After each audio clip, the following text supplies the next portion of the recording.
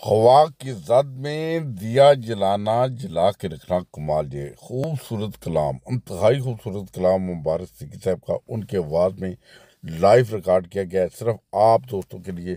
और उसके साथ उनका ताज़ा तरीन कलाम जो शायद अभी आप तक ना पहुंचा हो। बहरहाल बहुत ही प्यारे कलाम है। और उसके साथ मोहतरम अयाज साहब, सर अयाज साहब, जो सऊदी अरब के बादशाह, जिन्हें दावत देते हैं, मदऊ करते हैं और फिर हज की सआदत भी नसीब होती है। ये मुस्लिम ममालिक की बहसीत मुसलमान खिदमात सर अंजाम देते हैं, इंसानियत की खिदमत करते हैं। बहुत ही प्यारे इंसान है। इसके साथ मोहतरम अयाज साहब का एक और भी बताता चलूँ कि मल्का बरतानिया ने इन्हें सर का खिताब दिया हुआ है।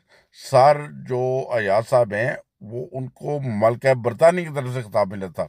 ये याद दिलाता चलूँ कि ये खिताब जो सर रसूलुल्लाह खान साहब को भी पाकिस्तान बनने से पहले मिला था। बहरहाल इंतहाई खूबसूरत वीडियोज़ हैं, इंतहाई इंफॉर्मेटिव हैं।